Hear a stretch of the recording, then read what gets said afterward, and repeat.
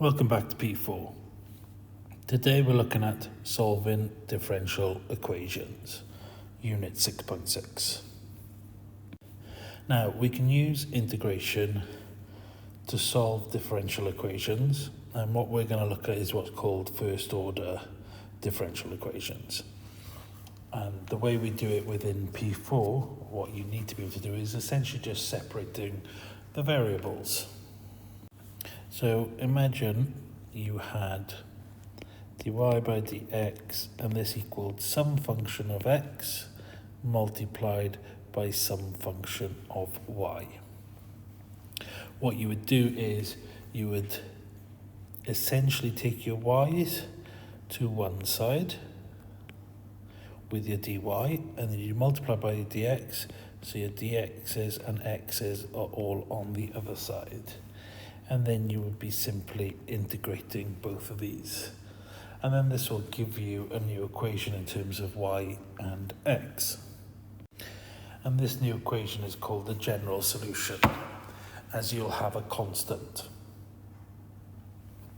And then usually within the question, or the type of questions you usually get given some values which enable you to find the constant, and then you have the specific equation for that problem. Now, it's not too difficult, but like a lot of things in maths, it's far easier to understand when you start looking at questions. So let's do that now. So here's our first example. Find the general solution to dy by dx equals 1 plus y multiplied by 1 minus 2x. And then we need to rearrange it into the form y equals f of x. So if I look here, what I want to do is divide by my y term and multiply by my dx. So this is going to give me 1 over 1 plus y dy equals 1 minus 2x dx. And then I'm going to integrate both sides.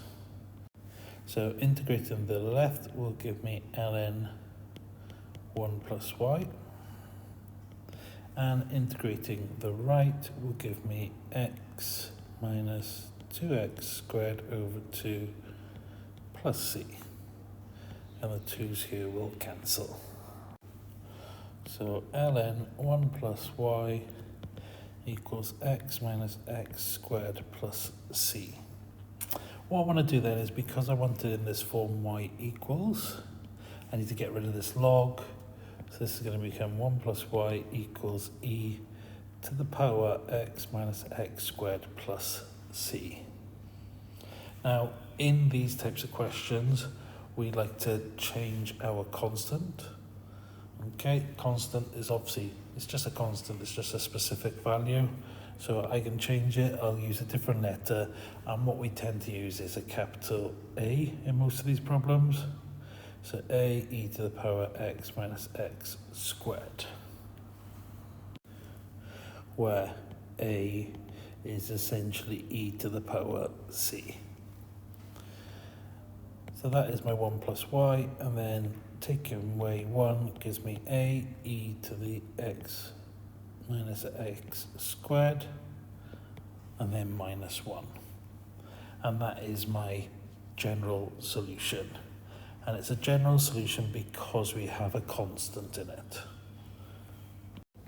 So in this one, we're going to find a particular solution. Okay, and you can tell it's that, apart from obviously it's saying it, but it gives us a set of values that will enable us to find the constant. So I've got my dy by dx, my differential equation, so I want to split this up. The y I'm going to need to divide by it and then multiply by the dx. So this will give me 1 over cos squared y dy, and then 2 cos squared x dx, and obviously pop my integrations signs in front. I could have taken the 2e to this side. I left it here with this one as it's on the top rather than take it to the bottom. Now I'm going to change the one on the left, because 1 over cos squared is sec squared y. And I'm going to keep the right hand side as it is. Now, I changed the left side because the integration of sec squared y is given in your formula booklets. So this will integrate to simply tan y. Now, before I come to the right hand side, I'm just going to go off and I'm going to do this in green, and I'm just going to do a little bit of work first. So cos 2x, using the double angle formula, is 2 cos squared x minus 1. So 2 cos squared x is cos 2x plus 1. And that's a much easier thing to integrate. So I'm going to change this to cos 2x plus 1 dx. Now, cos differentiates the negative sign, but it would integrate to a positive sign. So cos will integrate to a positive sign 2x divided by 2, and the 1 will integrate to an x and then plus c. So we get tan y equals a half sine 2x plus x plus c. Now that we have that, we also have our set of values, our limits up here, which we can use then to find our value of c. So when y equals pi over 4, x is going to equal 0. So I've got tan pi by 4 equals a half sine 0 plus c. Now, tan of pi by 4 is 1, and sine of 0 is 0, so c is simply equal to 1. So we get tan y equals a half sine 2x plus x plus 1. And that is how you do a particular solution. It's the same down to here as the general solution. You just have a constant. Substitute values in to find that constant, and then rewrite the particular solution to this problem. Simple. Now, I throw a different problem in here now. So this time we've got a slightly more challenging one that's also going to bring in our partial fractions from the last video. So we get given two values. That's going to enable us to find the particular solution. But first we need to essentially find the general solution. So I need to take my dp by dt and I need to rearrange. So that's going to give me 1 over p 5 minus p dp and 1 over 15 dt. Now I'm leaving the 15 on the 1 over 15 on the right. I'm not going to multiply by 15 here, as I suppose I could, but I'm just going to do the partial fractions with what I've got here. Just think it's a little bit easier, but it shouldn't really make much difference. And since you should already be okay with partial fractions, I'll fast forward this bit.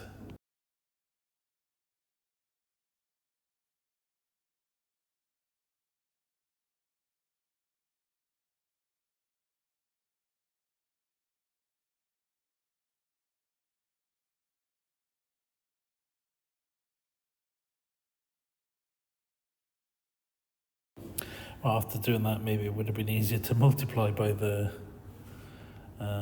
15 after all. Anyway, I'm done now. So we've got 1/5 1 over p plus 1/5 1 over 5 minus p. And that is obviously equal to, and I might as well integrate this one, 1/15 is just going to become 1/15 t plus my constant. So focusing on the left, we get 1/5 ln p, and then we get 1/5 ln 5 minus p, and because I then need to divide by this part differentiated, it's going to give me a -1, so this sign is going to change to a -1. And there is essentially my general solution at the moment. And at this point now, I'm going to substitute in my two values. So p is 1 when t equals 0. So when p equals 1, t equals 0. So log of 1 is obviously 0 minus, and then we got 1/5 ln 4 equals 0 plus c. So you can see that my constant is minus 1/5 ln 4. That makes my particular solution at the moment to be 1/5 ln p minus 1/5 ln 5 minus p equals 1/15 t minus 1/5 ln 4. Which obviously looks very complicated. We can certainly simplify it, and we do want it in this form as well. One thing to notice is the minus 1/3 t, where obviously we've got a 15th right now. So normally I'd be tempted to multiply through by 15, but in this case, I think we need to multiply through by 5, because that'll leave us our 1/3 there. So let's do that now. So we get ln p minus ln 5 minus p equals 1/3 t minus ln 4.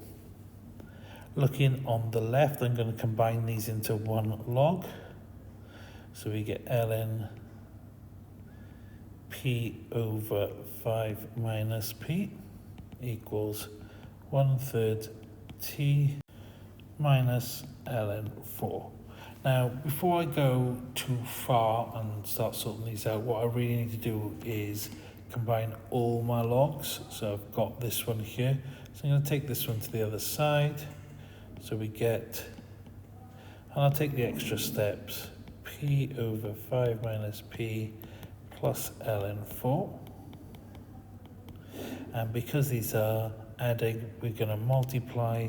So it's going to become 4p over 5 minus p in my modulus sign equals 1/3 t. This is now the point where I can get rid of my logs. So we get 4p over 5 minus p equals e to the 1/3 t. And from here, it's a matter of rearranging. So what I'm going to do is I'm going to jump onto a nice fresh page and carry on.